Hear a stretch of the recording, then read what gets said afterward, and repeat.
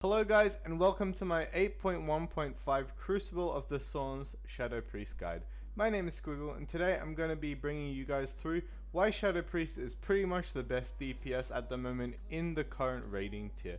Now I'm going to say that it was also extremely good in the previous tier, the Battle for Dazar'alor. However, despite the nerfs that have happened to it in the last couple of weeks, I can say that Shadow Priest is still completely gapping everything that is competing with it. It is the top at the moment in overall heroic passes in the current raid tier by probably around 10% over the next best class, the Affliction Warlock, and today I'm going to go through what makes this happen and how you guys can do this insane Shadow Priest damage as well. In this video I'm going to go over what sort of statistics we're looking at when it comes to the Shadow Priest and why we are doing this insane amount of damage in the current raid tier.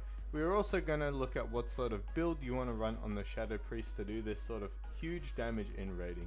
This is going to include the talents, stat priority, Azerite traits, and what sort of rotation we want to be running on the Shadow Priest. On top of this, I'm also going to chuck in some macros which are going to make your gameplay a lot more efficient and a lot easier to play. So without further ado, here is my guide and I hope you guys enjoy. So unfortunately, there is not too much information when it comes to the mythic bosses. We do not have too many statistics on those at the moment.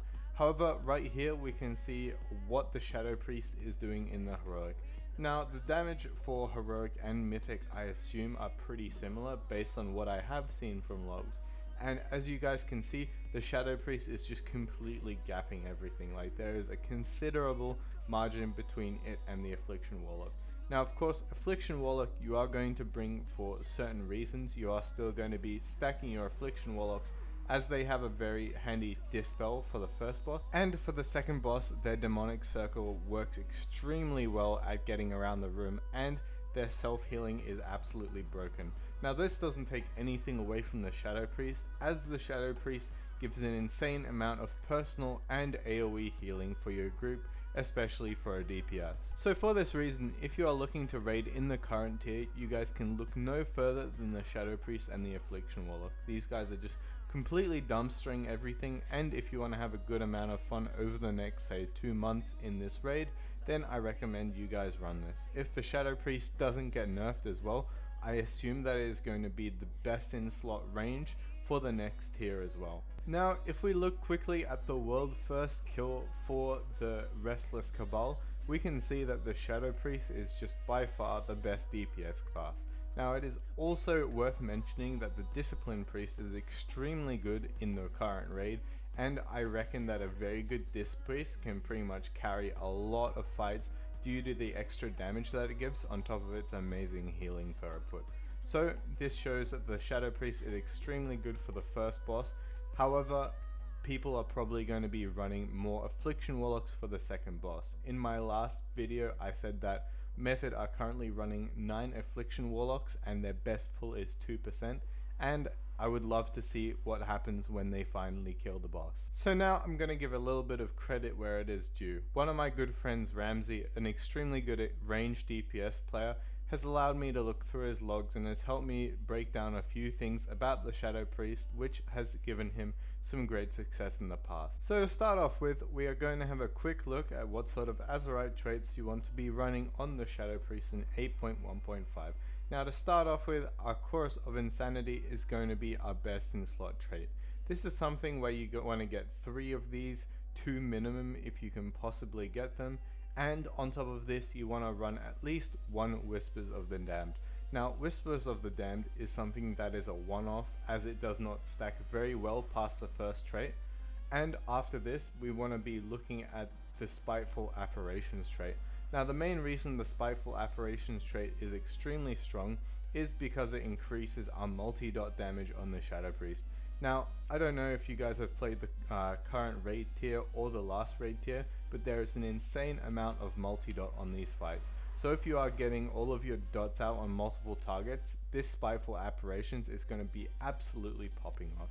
So if we want a rough rule of thumb, you want to go for 1 Whispers of the Damned, 2 to 3 Chorus of Insanity, and 2 to 3 Spiteful Apparitions at all times. Now after this, make sure that you guys are looking for the pieces with overwhelming power on them. Now, overwhelming power, I say this so many times, but it is completely busted for a second tier trait. Next up, we want to look at what sort of trinkets we want to be running on the Shadow Priest. Now, the Shadow Priest isn't necessarily that bursty, so for this reason, we are going to be looking away from a lot of the unused trinkets. It is quite common to see Shadow Priests just with some very stock standard trinkets with simple equip effects, so they don't need to macro these into any abilities, and they can just play the game as it's meant to be played.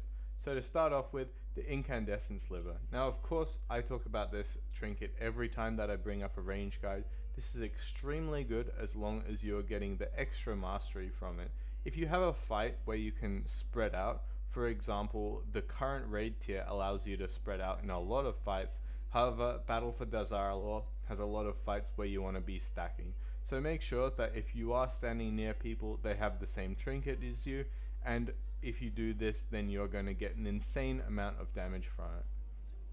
After this, we're going to have a look at the Harbinger's Inscrutable Will. There is actually no tooltip for it on this website. However, it does have a drawback where if you do get hit by one of the abilities of the trinket, then it will silence you for 1.5 seconds. Now for this reason, you want to make sure that you are dodging this ability throughout the length of the fight. If you can do so, it is by far the best trinket that you can get next to the Incandescent Sliver. Next up, I want to highlight the Conch of the Dark Whispers. Now this is going to give us a flat equip effect, and this is basically going to give us a proc for 15 seconds, a good amount of critical strike, which I will get onto is one of our best stats on the Shadow Priest. Now this is something that you want to be running if you don't want to be running the risk of getting silenced by the Harbingers, or if you simply cannot stack with your group and get the Incandescent Sliver effect. So you're going to want to have at least a 400 Conch of the Dark Whispers in your bag just in case you need it.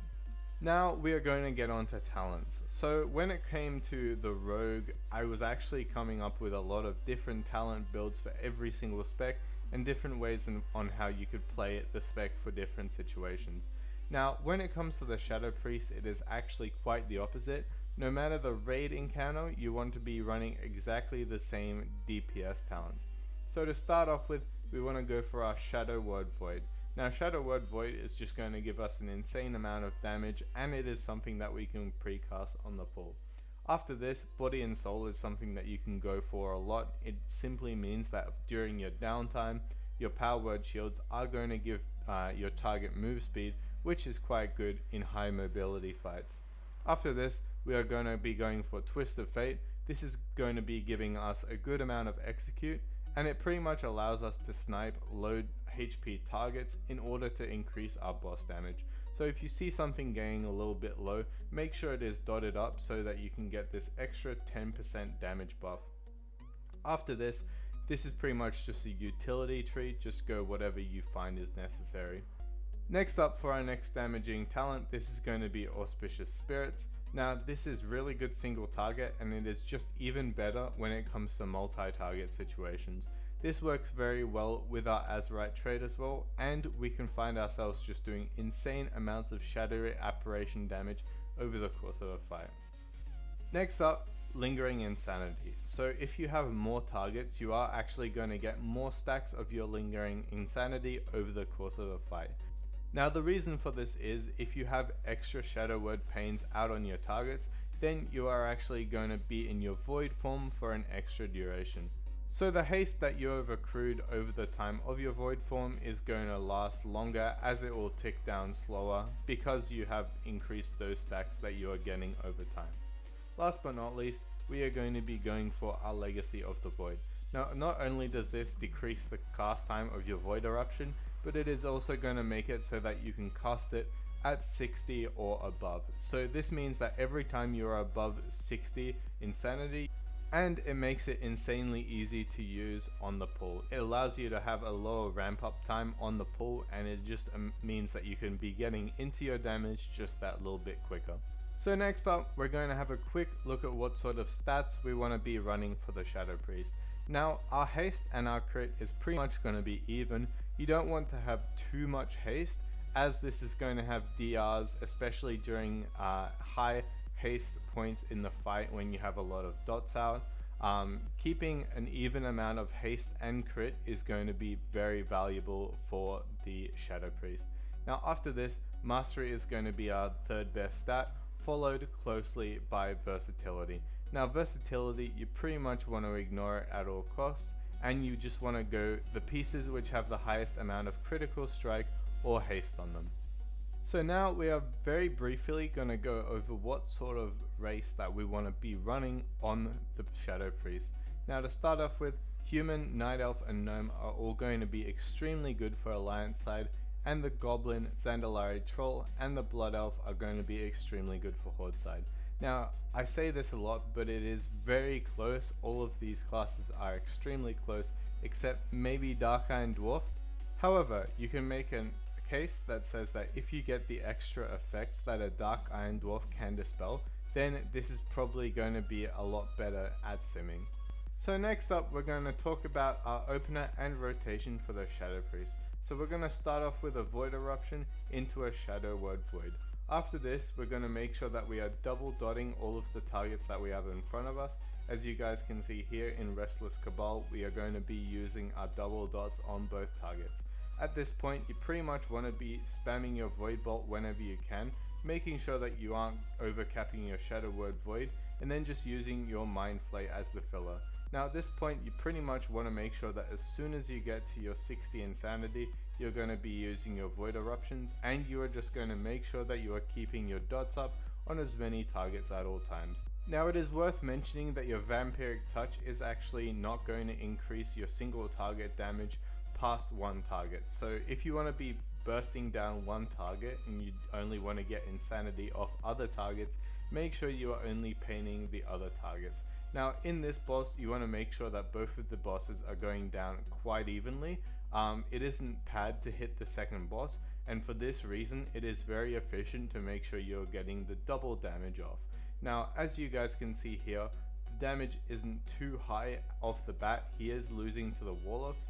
However, as the fight goes on, as you get more Twist of Fate procs out, the Shadow Priest is eventually going to start beating these classes and just completely skyrocketing near the end. Now you can see as soon as an extra target does come up, he puts a Shadow Word Pain on it. Now the reason for this is he is not going to be using his Vampiric Touch, as it is not going to increase his single target damage. He is just doing this to make sure that he gets himself the Twist of Fate proc, and to make sure that he is getting extra Insanity over the course of the fight. Next up, we want to quickly talk about what sort of macros you want to go on the Shadow Priest. Now to start off with, make sure that you have an @cursor macro when it comes to your Master Spell. Next up, I'm going to briefly go over what sort of macros we want to be running for the Shadow Priest. Now to start off with, make sure that if it is preferable to you, you are running an @cursor macro for the Master Spell. Now this pretty much means that you don't need to do double clicks whenever you are casting your Master Spell, and the Master Spell is actually extremely important when it comes to a lot of raid boss encounters. Now after this, make sure that you are always using your trinkets and your racials in with your Shadow Word Void ability or with your Void Eruption ability. Now it doesn't really matter what you put it in with, just make sure that you're putting it on cooldown as soon as those are up. Now that just about wraps up my guide for the Shadow Priest in 8.1.5. Now you guys have been seeing that I've been adding a little bit more variety to my videos. Since the start, I must say that I've always been a very good multi-classer, and I really do enjoy learning new classes and new roles in World of Warcraft. So if you guys have any questions, or you simply want me to make a video on what you like, just make sure to let me know in the comments down below. Your guys' feedback is extremely important to me, and I love making you guys happy. And of course, if you guys like this video, make sure to give it a thumbs up and to subscribe if you want more content over the next few months. Thanks for watching guys, and what are you waiting for? Get out there and top those meters.